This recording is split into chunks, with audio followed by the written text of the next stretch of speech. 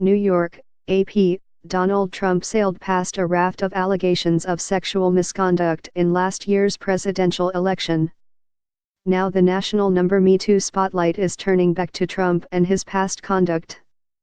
Several of his accusers are urging Congress to investigate his behavior, and a number of Democratic lawmakers are demanding his resignation.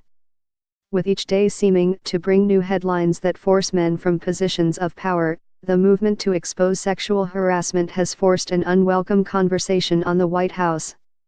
In a heated exchange with reporters in the White House briefing room on Monday, Press Secretary Sarah Huckabee Sanders steadfastly dismissed accusations against the Republican president and suggested the issue had already been litigated in Trump's favor on Election Day.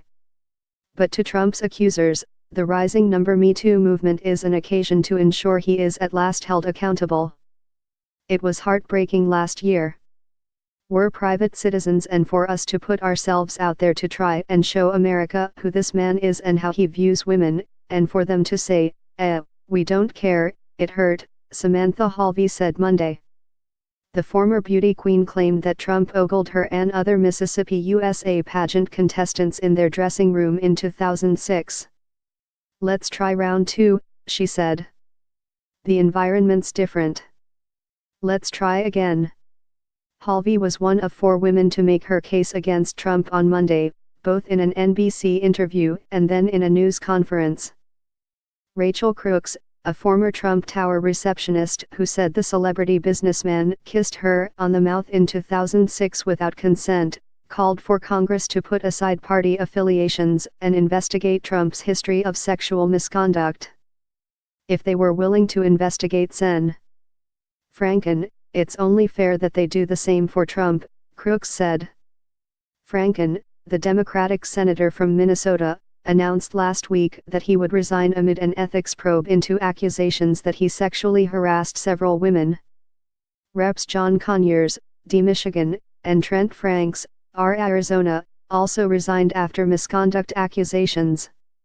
But a Capitol Hill investigation into Trump's conduct appears unlikely.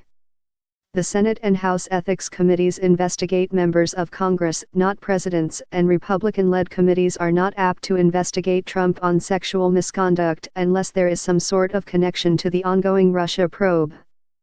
Sen. Lindsey Graham, RSC, said Congress shouldn't investigate the allegations against Trump. I don't think there's any forum for us to do that, he said. Just think about how that could be abused. Nonetheless, several Democratic senators have seized the moment and called for Trump to step down. President Trump should resign, New York Sen. Kirsten Gillibrand told CNN on Monday. These allegations are credible, they are numerous. I've heard these women's testimony, and many of them are heartbreaking. New Jersey Sen. Cory Booker and Oregon Sen. Jeff Merkley have also called on Trump to resign. White House aides have warily watched the movement sweep Capitol Hill, opting to repeat rote denials about allegations against the president. The president's advisors were stunned Sunday when one of the highest-ranking women in the Trump administration broke with the White House line and said the accusers' voices should be heard.